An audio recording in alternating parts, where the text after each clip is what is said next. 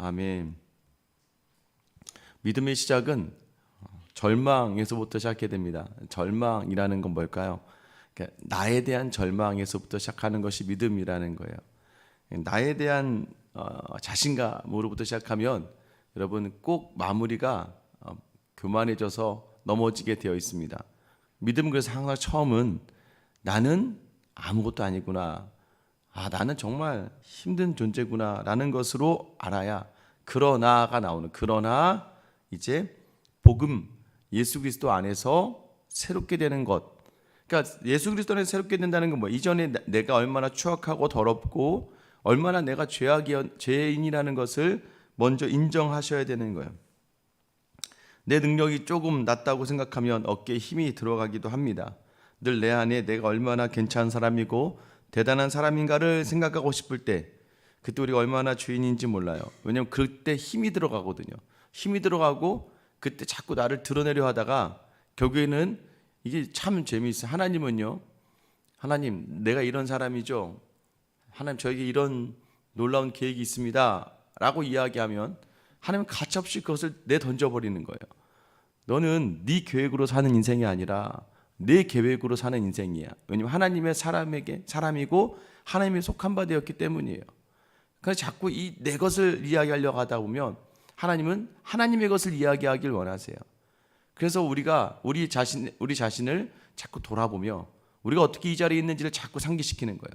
그러니까 에베소서가 지금 계속해서 1장에서는 가장 핵심적인 단어가 아니죠. 에베소 전체지만 그리스도 안에서라는 거. 우리가 원래는 어찌할 수밖에 없는 모든 자리는 하나님의 뜻과 그리스도 안에서 주시는 그 은혜로 말미암아 성령의 인치심을 받은 우리를 주님이 늘 이끌어 가셔서 기업의 풍성함으로 채워주셨다라고 이야기했어요. 자, 그 풍성함을 누리기 위해서 필요한 자리가 뭐냐? 오늘 1절 말씀을 기억하셔야 돼요. 1절 말씀, 그는 허물과 죄로 죽었던 너희를 살리셨도다. 허물과 죄, 이게 무엇입니까? 허물, 이 땅을 살아가면서 우리가 짓고 있는 많은 잘못된 일들, 죄, 본 방향으로부터 벗어난 것들, 그러니까 우리가 수없이 하나님이 원하시는 자리에 섰어야 될 인간으로서 존재들이 하나님을 모르고 자기의 것들을 쌓아가고 하나님이 원하지 않는 자기의 삶을 살아갔던 수많은 그 죄가 원래 우리는 죽을 수밖에 없는 존재였다는 것을 먼저 우리가 강조하는 거예요. 허물과 죄로 죽었다. 이미 죽었어요. 원래 허물과 죄로 인하여 이미 우리는 죽음 판정을 받았던 사람이라는 거예요. 그런데 그런 우리를 살려주셨다는 거예요. 여러분, 우리가 정말 죽을 수밖에 없는 죄인이라는 것을 늘 돌이키며 생각하지 않으면 우리는 정말 교만하고요, 하루의 모든 삶의 자리가 너무 힘들어요. 왜 힘드냐면 내 힘이 들어가니까. 내가 좀 나은 사람이거든요. 그럼 나은 뭔가를 해야 되잖아요. 하나님의 일은 힘을 빼고 하나님이 원하시는 자리로 말씀을 따라가고 기도하며 하나님의 일하심을 바라며 나아가는 자리예요. 근데 우리가 자꾸 내가 특별한 사람이고 내가 탁월하고 나는 하나님 없이도 살 수 있다라고 하는 그런 마음 가운데 하나님은 우리를 너무 사랑하셔서 그 자리를 무너뜨려 버리세요. 그리고 우리로 하여금 다시 네가 무엇으로 살아가야 되는 사람인지를 이야기하는, 2절부터 3절이 바로 우리의 이전 모습을 이야기하는 거예요. 그때 너희는 그 가운데 행하여 이 세상 풍조를 따랐다. 공중의 권세 잡은 자를 따랐다. 그리고 뭐라고 얘기해요? 불순종의 아들들 가운데 역사하는 영을 따라갔다. 3절에 보면 또 전에는 우리도 다 그 가운데서 우리의 육체의 욕심을 따랐다. 육체의 마음이 원하는 것을 하여 다른 이들과 같이 본질상 진노의 자녀였다. 여기서 육체라는 말은 그냥 고깃덩어리를 이야기하는 거예요. 영이 포함된 육체가 아니라 그냥 고깃덩어리, 그냥 이 육체가 원하는 것, 이 땅에 썩어질 몸이 원하는 것을 따라갔던 이 땅에서 아무런 소망이 없는 육체의 그 자리를 따라갔던 자가 바로 우리였다는 것을 놓치지 말라는 거예요. 얼마나 추악했는지 그냥 이 땅에서 노세 젊어서 노세 먹고 자고 그냥 내가 원하는 육체를 따라가는 진노의 대상이고 본질상 그 모든 자리가 진노받을 수밖에 없는 자녀였다는 거예요. 자, 그래서 여기를 알아야 되는 거예요. 이게 바로 중요한 거예요. 우리가 본질상 진노의 자녀였어요. 우리 힘이 아니라 우리는 그냥 죽어야 될 존재예요. 자, 그러면서 이제 전환이 오는 거예요. 4절이죠. 여기 이제 그러나가 빠져 있는, 그러나 긍휼이 풍성하신 하나님이 우리를 사랑하신 그 큰 사랑으로 인하여 그러니까 여러분, 우리가 구원받은 이유는 하나님이 긍휼이 풍성하시는 거예요. 우리를 불쌍히 여겨주시는 거예요. 그리고 우리를 사랑하시는 큰 사랑, 그냥 사랑이 아니라 그 큰 사랑으로 인하여 5절에 보세요. 허물로 죽은 우리를, 자 다시 얘기하는 거예요. 너희는 이미 죽었어. 그러니까 여러분, 김재윤은 이미 죽은 거예요. 김재윤이라는 이름, 이 땅을 살아간 육체는 이미 죽은 거예요. 자, 그런데 이제는 김재윤이 죽은 거고, 이제는 우리를 그리스도와 함께 살리셨다. 여러분, 그래서 자기 아들 예수 그리스도를 통하여 그리스도 안에서 우리를 함께 하나님의 뜻, 계획과 그 뜻을 이루시는 예수 그리스도의 몸을 찢고 피를 부어내는 그 구원으로 인하여 우리를 살려셨다. 그래서 뭐래? 너희는 은혜로 구원을 받았다라고 이야기하죠. 너희는 은혜로 구원을 받았다. 8절도 뭐라고 얘기해요? 너희는 그 은혜로 인하여 믿음으로 말미암아 구원을 받았다라고 이야기해요.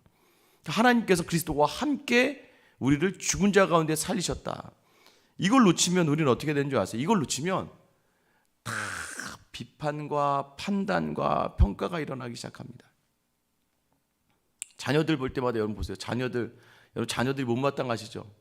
왜 못마땅하면 여러분 세대, 우리 세대는 지금 뭐 위에 세대는 더 심하겠죠. 저희 어른 세대는 진짜 막 불모지에서 개척하며 땅을 일구며 산 세대예요. 먹을 게 없어서 서울로 상경하고 도시로 나와오고 막 어떻게든 살려고 누군가 도와주지도 못하는 걸 어떻게 땅바닥을 쳐가면서 땅을 파가면서 살아낸 세대들이니까, 또 우리 부모 세대들은, 그러니까 우리 볼 때마다 우리 여러 몸은 항상 못마땅해 하셨죠. 야, 똑바로 좀 살아라, 열심히 좀 살아라, 공부 좀 해라 하면서 그렇게 살았고, 또 마찬가지로 부모가 케어하지 못했던 뭐 40대 50대 세대들은 자기가 알아서 자기 인생을 만들면서 왔거든요. 근데 이제 요즘 아이들을 보니까 아유, 얘네들은 어떻게 사나라는 이런 생각이 들 수밖에 없는 거예요. 왜? 우리는 이렇게 살았거든. 내 경험과 내 지식과 내 것으로 보면 얘네가 암담한 거예요. 근데 뭘 놓쳐요? 그런 우리도 이전의 어른 세대로부터, 이전의 믿음의 선배들로부터 아이고 쟤네는 어떻게 사냐 이렇게 되는 거예요. 그런데 제가 5년밖에 안 됐지만 이 교회 와서 이제 담임 목회다 보니까 전체적인 교회를 보잖아요. 특별히 이제 우리가 꼬마 아이들부터, 유치부에 있던 아이들부터 이제 얘네가 초등학생이 되고, 초등학교에 있던 아이들이 중학생이 되고, 중학교 아이들이 청년이 되고 하는 그 찰나 있죠. 근데 너무 놀라운 게 아이들이요, 이제 참 어떻게 하면 좋니? 이런 아이들도요, 그냥 어느 날 1년, 2년 또는 뭐 3년 후에 아이들이 많이 성장했다는 걸 느끼게 되는 거예요. 예전에 그 걱정거리가 사라져, 그 아이 안에서. 야, 그거 어떻게 사라지지? 어떻게 사라질까요? 믿음 안에 있는 자들에게 하나님이 은혜를 주시는 거예요. 그리고 그 은혜를 맛보게 하는 자리가 바로 믿음의 자리예요. 우리가 이렇게 된 것도 은혜고, 그럼 그 아이들도 무엇이요? 하나님의 은혜가 있다는 거예요. 그럼 우리는 그 은혜만을 구하며 나아가는 거예요. 그러면 우리를 하나님께서 어떤 자이냐면, 원래 죽어야 될 본질상 진노의 자녀였는데 6절 보시면 또 함께 일으키사 그리스도 예수 안에서 함께 하늘에 앉히셨다고 얘기해요. 야, 우리를요 어느 정도로 존경하냐면 하늘에 앉히셨다는 거예요. 여러분, 그게 얼마나 이 당황하고 황당한 일인지 몰라요. 제가 지난번에 이제 말씀드렸잖아요. 제가 이제 오늘도 잠깐 아침에 가서 예배 말씀을 드리고 설교를 하고 올 텐데, 회사에 갔는데 변호사들이 전부 다 믿음이 있는 사람들인 거죠. 다 믿음이 있어. 전부 다 저를 목사님, 그러니까 담임 목사님으로 여겨주시는 거예요. 그러면서 연세도 많으시고 막 진짜 이게 신문 이렇게 뉴스 네이버에 치면 이렇게 이름이 나오시는 분들인 거예요. 전부 다 뭐 장관 하셨던 분도 계시고 막. 근데 그분들이 저를 목사님, 그러니까 뭐 인사를 해도 저를 계속 상석으로 앉혀주시는 거예요. 아니 제가 여기서는 막 청소도 하고 제 거 뭐 복사도 하고 뭐 고장난 뭐도 고치고 하는 그냥 작은 교회 목사잖아요. 근데 그곳에서는 가면 제가 막 손을 쓸 수 없게 뭘 할 수가 없어요. 변호사님들이 막 커피를 막 타러 갔다 오시고 그러는 거예요. 그럼 제가 굉장히 항송하죠. 어찌할 바를 모르겠다. 약간 좀 내가 이런 대접을 받아도 되나 하는 그런 마음이 들죠.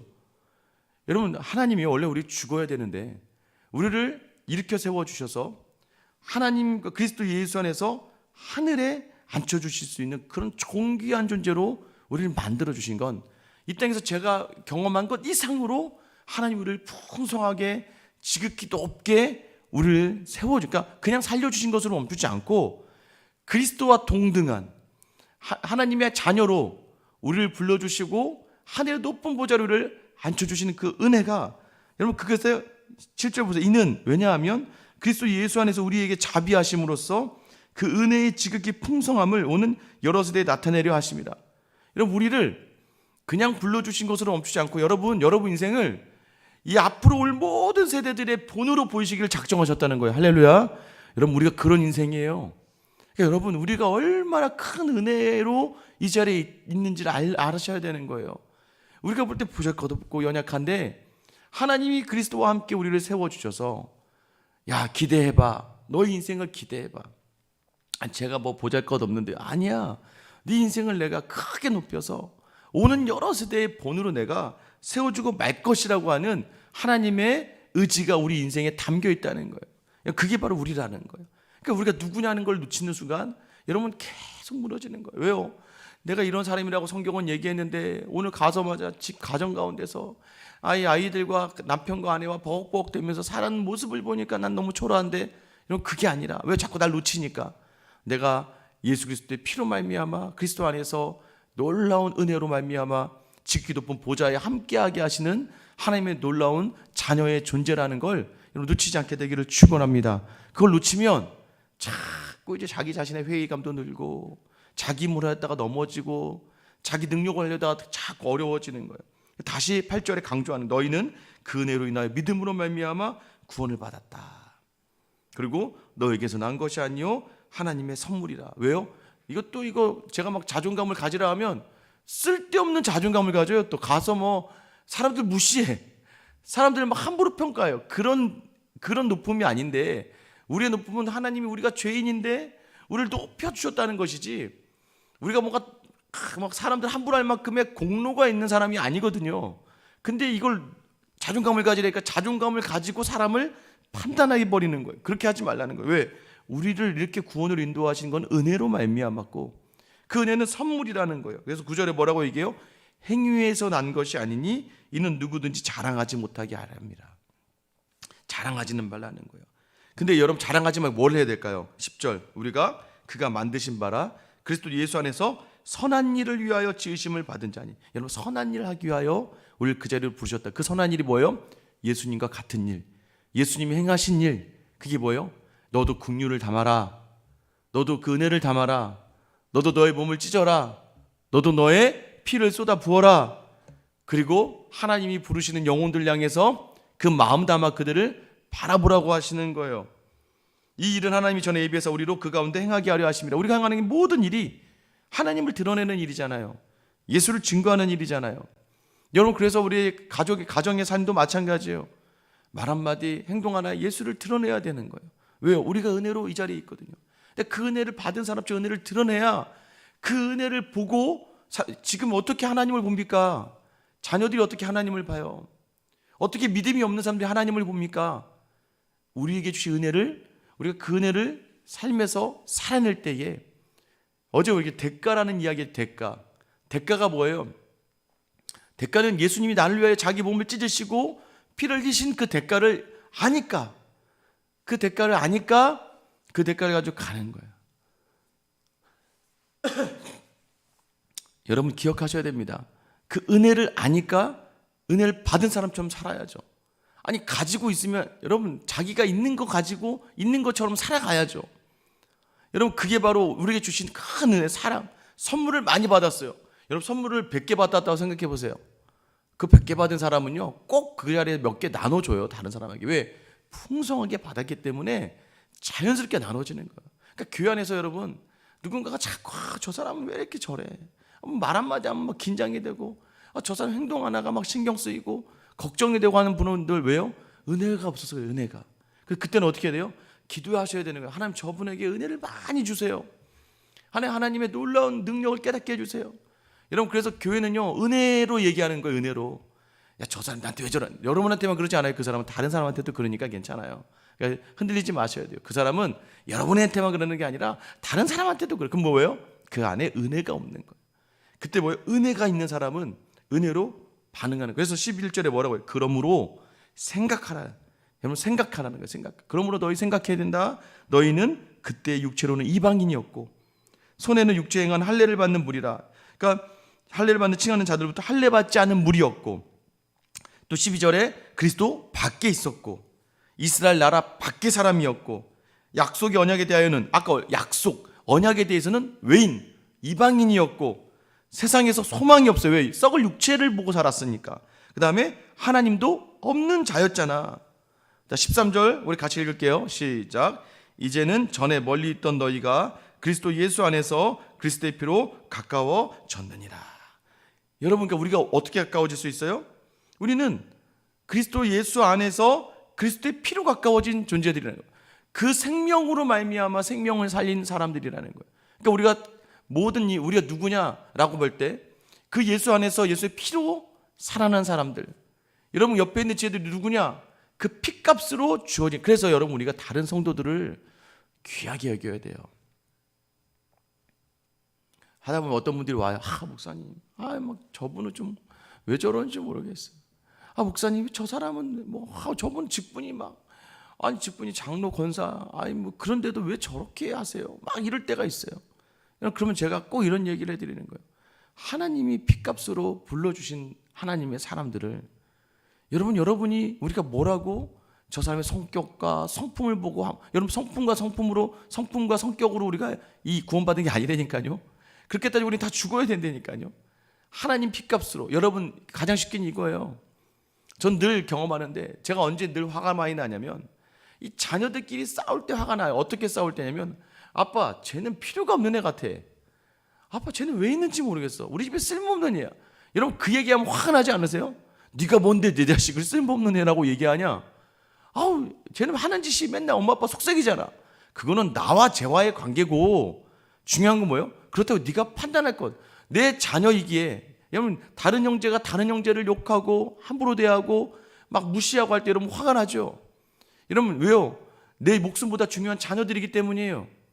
하나님께서 우리를 불러주신 건 자신의 자신의 독생자 아들의 몸을 찢고 피를 흘리며 불러주셨단 말이에요. 그런 게 우리라는 거예요. 우리 스스로가 교만하지 말아야 되고 늘 두렵고 떨림으로 서야 되는 것. 또 하나는 뭐예요? 다른 사람들을 함부로 재단하고 판단하면 안 돼요. 은혜로운 거야, 맞다. 그리고 또 이렇게 생각하시면 돼요. 저런 성격도 불러주시는 하나님의 은혜가 참 크구나. 우리 하나님 참 대단하신 분이구나. 그렇다면 저 사람을 불렀으면 책임지시는 하나님의 은혜가 있기를 구하며 나아가는 거죠. 왜요? 하나님의 선물이기 때문입니다. 여러분 우리는 자랑할 것이 없는 죄인이라는 걸 늘 우리 돌이켜야 돼요. 그리고 겸손해야 돼요. 그리고 죄인이니까 나를 위해 목숨을 내어주신 그 주님이 말씀하시는 여러분 은혜를 많이 받았는데 여러분도 누구에게 순종하세요? 누구를 잘 따라가십니까? 여러분에게 좋은 것을 주신 분들 있잖아요. 여러분은 항상 여러분에게 많은 걸 주려고 하고 좋은 거 주려고 하는 분이 뭐 하자고 하면 따라가죠. 왜요? 고맙고 감사하니까. 여러분 우리를 죽음 가운데 불러주신 자기 몸을 찢기며 불러주신 그 예수님이 오늘도 우리에게 이 말씀을 주시는 거예요. 하나님의 선물이라. 다시 얘기할게요. 너희를 구원으로 불러주신 건 하나님의 선물인데 아무것도 아닌 우리를 이제 하나님의 선물이 되게 하셨고 우리로 하여금 이 선물에 하나님의 선물로 살아가게 이 땅에 불러주신 거예요. 소망도 없고 하나님도 없이 이방인 되어 죽을 수밖에 없는 나를 구원해 주신 그 구원의 놀라운 은혜. 오늘 예수님과 같이 높은 곳으로 올리며 우리로 통하여 여러 세대의 본이 되게 하시겠다는 하나님의 의지를 담은 하나님의 놀라운 큰 사랑을 담은 우리의 자신을 돌아보며 오늘 합당한 삶을 살아가는 이번 한 주 합당한 삶을 살아가는 저와 여러분 되시기를 예수님의 이름으로 축원합니다. 기도하겠습니다. 사랑의 하나님, 허물과 죄로 죽을 수밖에 없던 죽었던 우리를 그 은혜로 살려주시며 이전에는 세상의 풍조를 따라가고 세상의 권세를 바라보며 불수종의 삶을 살아가고 육체의 욕심과 육체의 마음 따라 살아갔던 우리였는데 어느덧 우리 안에 다가오신 예수 그리스도의 그 은혜와 사랑은 아버지 하나님 죽은 우리를 살리시고 그리스도와 함께 우리를 하나님의 자녀로 세워주시며 아버지 하나님 여러 세대의 본이 되게 하시기 위해 우리를 불러주신 하나님 아버지, 오늘 우리에게 주어진 이 은혜의 이 구원은 오직 은혜이며 나의 공로가 아님을 기억하며 오늘도 하나님 내 힘으로 살려고 하니까 힘듭니다. 내 가정 내 힘으로 건사하려고 하니까 지칩니다. 사람들마다 내 능력으로 어떻게든 좋은 관계를 맺어보려고 할 때마다 넘어집니다. 그러나 오늘 하나님 다시 은혜로 말미암아 나는 아무것도 아니요 주님이 하신다. 주님께 내어 맡기고 주신 말씀에 순종하며 오늘도 거룩히 하나님이 원하신 삶을 살기로 결단할 때에 가정의 모든 문제들이 해결되고 직장과 사업의 모든 일들에 주님의 역사가 풍성함으로 임하는 귀와 복된 은혜를 경험하는 저 우리 모든 성도들 이번 한 주가 되게 하여 주시옵소서. 하나님의 은혜를 기대하며 오늘도 섭니다. 하나님의 선물로 주신 은혜를 놓치지 않고 마음껏 누리는 주의 백성들 되게 하여 주시옵소서. 감사하며 예수님의 이름으로 기도드립니다. 아멘.